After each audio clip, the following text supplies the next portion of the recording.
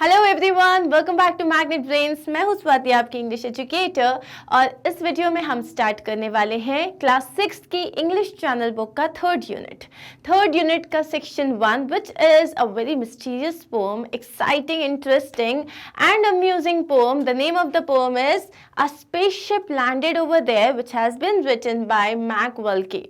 अब Mac Wilkie ने जो ये पोम लिखी है, it's about a spaceship. Spaceship is a topic जिसपे हम सब के पास अपने अपने नोशंस हैं.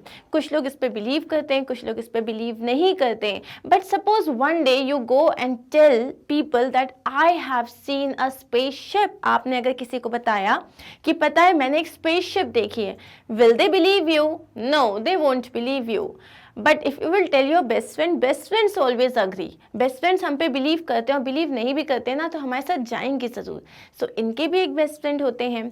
यहाँ एक स्पेसशिप लैंड करती है तो वो अपने बेस्ट फ्रेंड के साथ वहाँ जाते हैं. फिर उनके साथ क्या क्या होता है वहाँ पे, this is what we are going to understand in this beautiful poem. But before we start, we will know something about our poet. So, but before that we have something else. Guess these words related to space travel. So, सबसे ऊपर आपकी book में on page number 43 we have this question. A person trained to take part in a space flight. तो जो लोग space flight में जाने के लिए जिन्हें train किया जाता है, they are known as astronaut. Special clothing use by space travellers for survival in space. अब स्पेस में कोई डेनिम और टी शर्ट पहन के तो जाता नहीं है. They have to wear something which is specifically customised for space travel, that is known as space suit. And the last one, a special vehicle that space travellers use for travelling in space. अब bike में तो जाते नहीं है, right? किस में जाते हैं हम? स्पेस शटल में और space ship. Now let's see the poet. Mac Wilkie is a poet from Tennessee, USA. Though an electrical engineer by profession, he has been writing stories and poems since he was in high school. So this poet, Mac Wilkie, he is from Tennessee, which is USA. So वैसे तो profession से he is an electrical engineer, but he has always found writing very interesting. तो उन्होंने बच्चों के लिए काफ़ी सारी poems लिखी हुई है, काफ़ी सारी stories लिखी हुई है, not only for children, but like in all of every particular genre. अब हम start कर रहे हैं हमारी poem. A spaceship landed over there. No one has believed me yet. I walked on over after dark and took my friend the wet. Now the poet, the writer, the speaker of this poem is saying a spaceship landed over there. So somewhere there was a spaceship जिसने land किया. No one has believed me yet. पर किसी को, जिसको भी मैंने बताया कि पता है वहाँ एक spaceship land करी है, nobody believed me. I walked on over after dark. मतलब मैं उसके बाद जब किसी ने मुझ पे बिलीव नहीं किया, finally when it was dark, मतलब जब रात हो गई, आई वॉकड ऑन ओवर, मैं वहाँ स्पेसशिप के पास गया and took my friend the vet. और मैं किसके साथ गया? मेरे बेस्ट फ्रेंड के साथ, जो कि एक वेट है. वेट मतलब वेटनरी डॉक्टर, जो कि जानवरों का डॉक्टर होता है. We couldn't find the little men.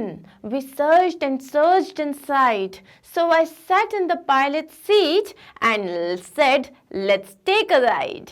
So we couldn't find the little men. So as they moved inside the space, like a spaceship, what were they like expecting? They were expecting कि वहाँ शायद कुछ aliens होंगे. अब aliens को हम कैसे imagine करते हैं? छोटे से.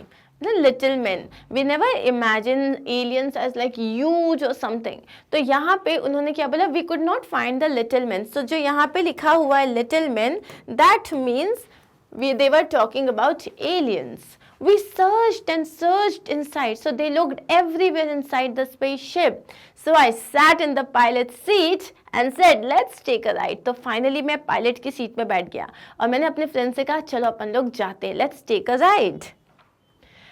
A voice said, "Only Earthmen."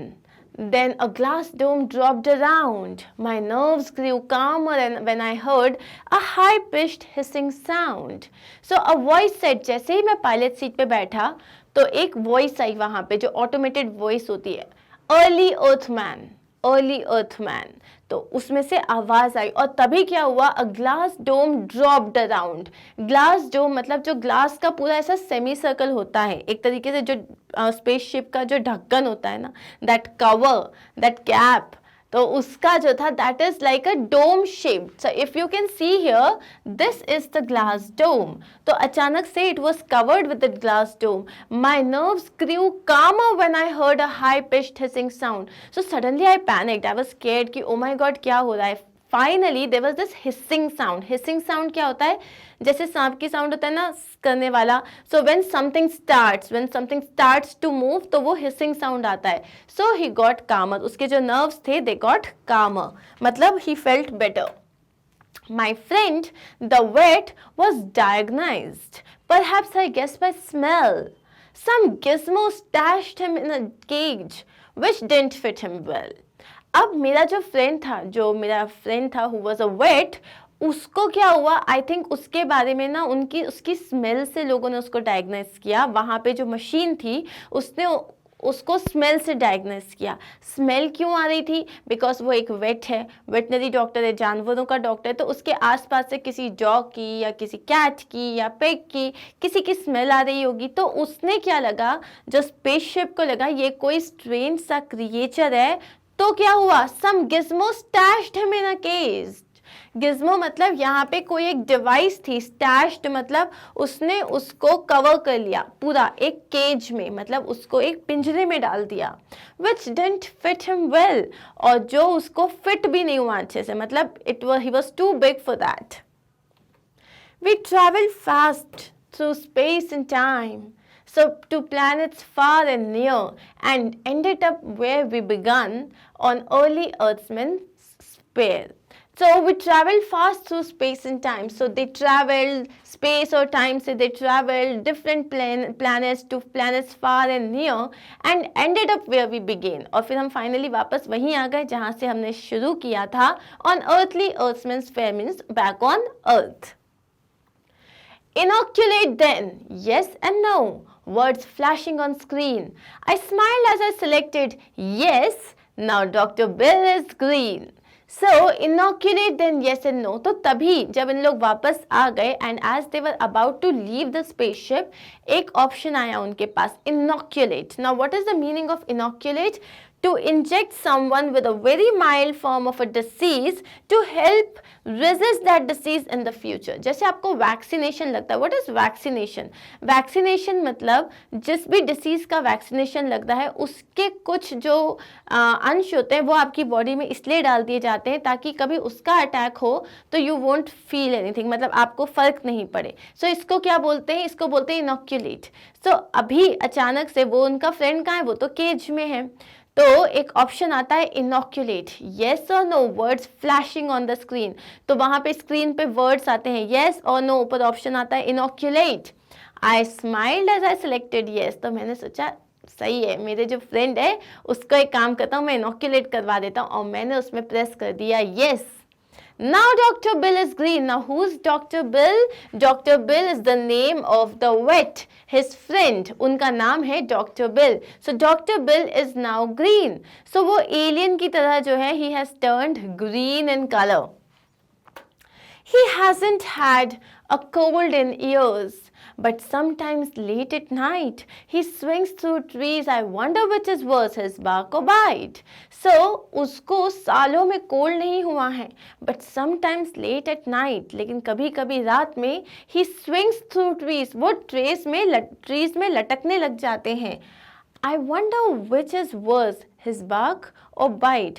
So अब इससे ये पता चलता है कभी कभी वो bark करते हैं like a dog और कभी कभी वो bite भी करते हैं। So वो बोल रहा है मुझे ये समझ नहीं आता कि कौन सी चीज़ ज़्यादा बुरी है, his bark or his bite, which means something has happened to Mr. Green, Dr. Bill, who turned green, and this is what the result is. So that is it, guys. This was the poem, which has been written by Mac Workey and it has been abridged from A Spaceship Landed Over There. तो इसका ये abridged version है, मतलब जो actual poem है it's pretty long, लेकिन आपकी book में ये थोड़ा सा short form में है. Okay, now we are going to see the rhyming scheme. तो हम starting में जाएंगे A spaceship landed over there. हम rhyming scheme कैसे देखते हैं? We have to check the last word of every stanza. Now the last word here is there.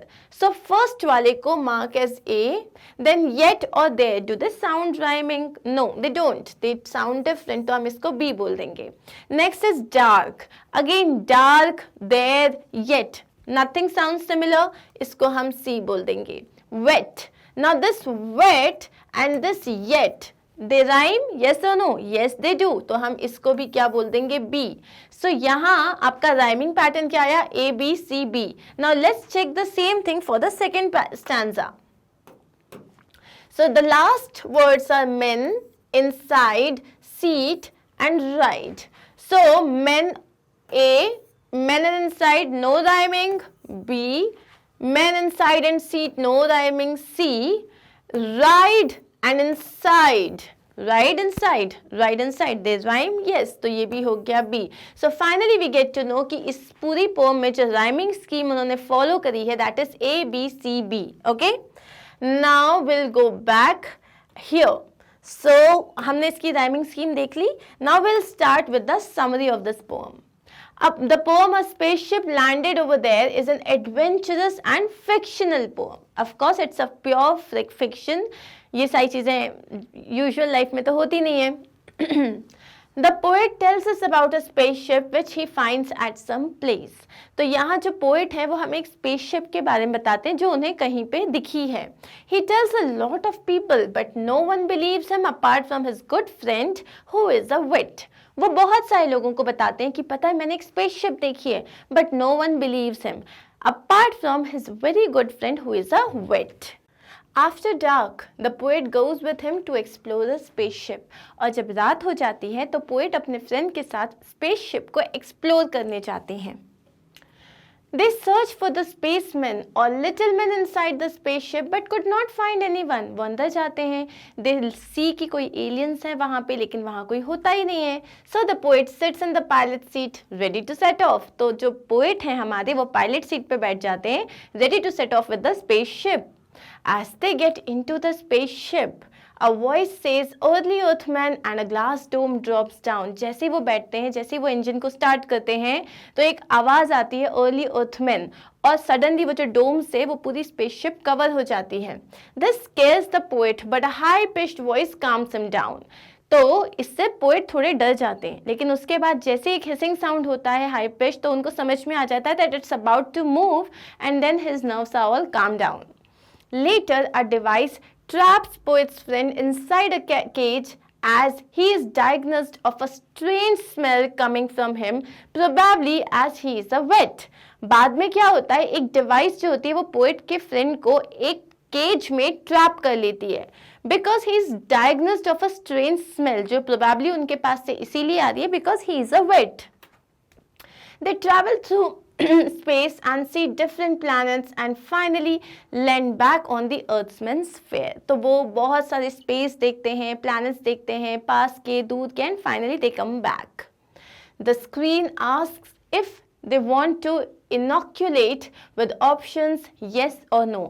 तभी screen में एक क्वेश्चन आता है if they want to inoculate और उसमें ऑप्शंस आते हैं yes and no. The poet smiles and selects the option yes. As soon as he chooses the yes option poet's friend doctor Bill turns green in colour.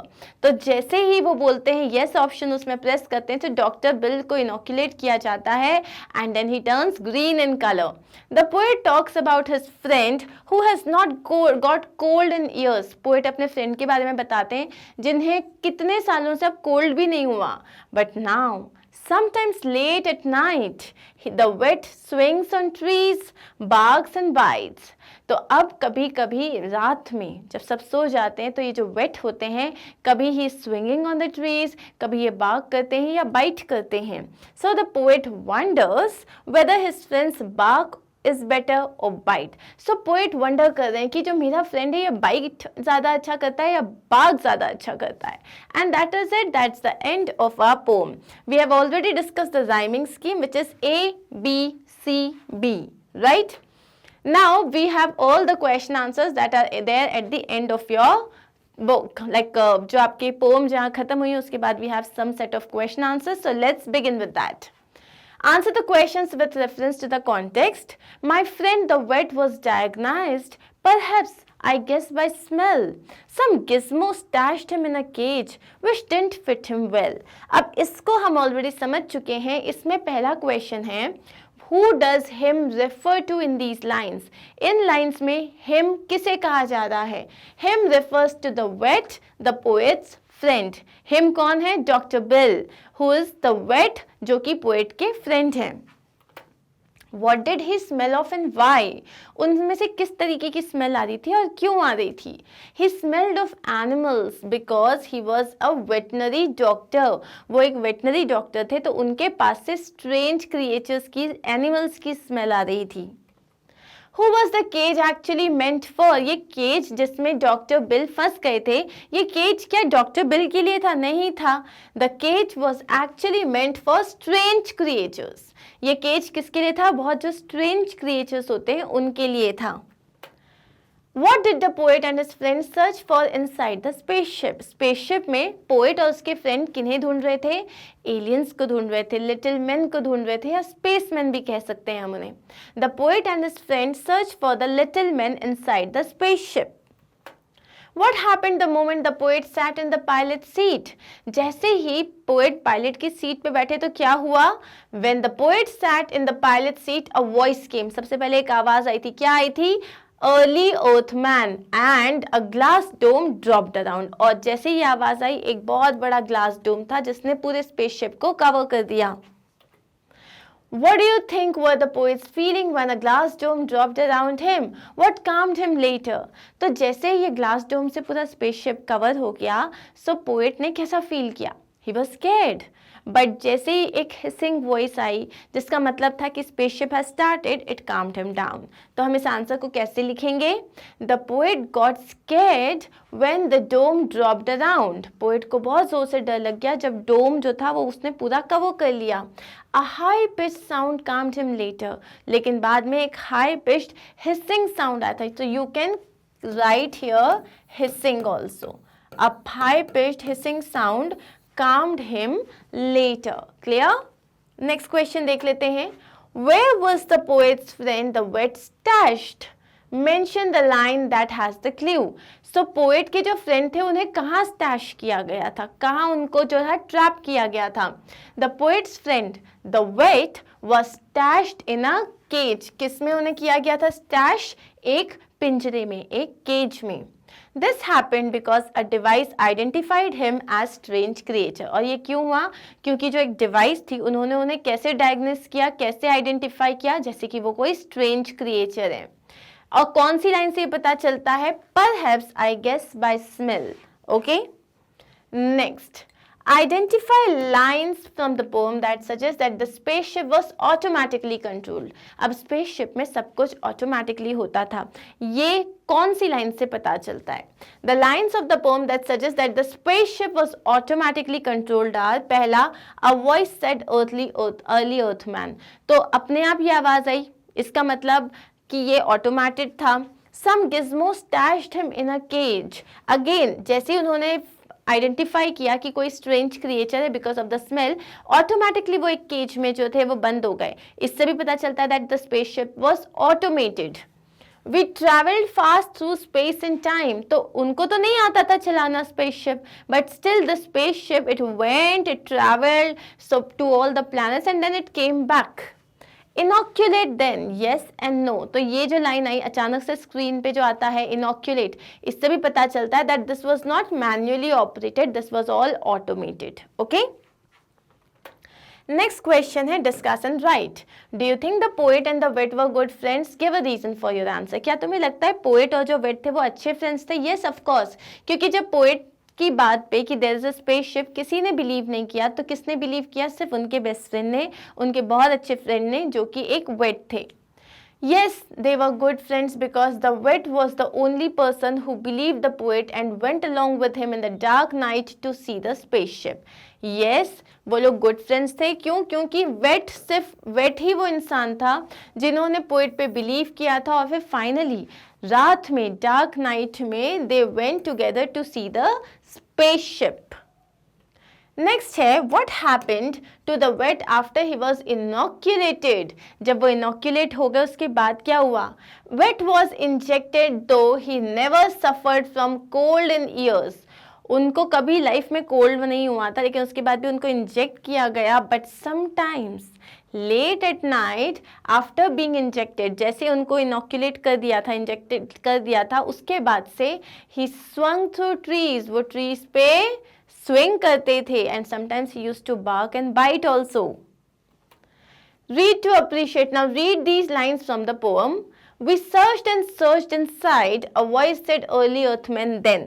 यहाँ ये हमें क्या बताना चाह रहे हैं? इन दोनों लाइन्स में जो ये हाईलाइटेड वर्ड्स हैं ये सेम साउंड से स्टार्ट हो रहे हैं. देखो, सर्च्ड एंड सर्च्ड दोनों जो है सेम साउंड से स्टार्ट हो रहे हैं.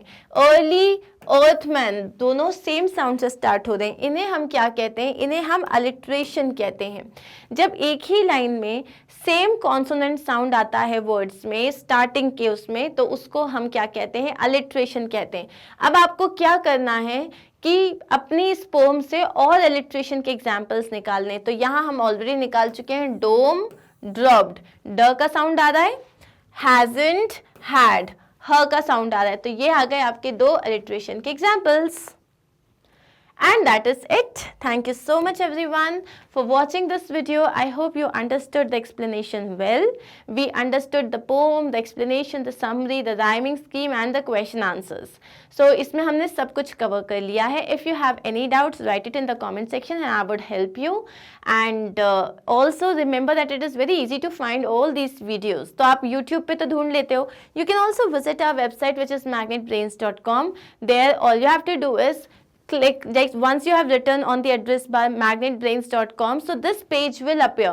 Here you will go and click on courses. जैसे आप courses पे click करते हो तो आपके पास सारे course from class 1 to class 12 including NCERT exemplar, extra learning, everything is there.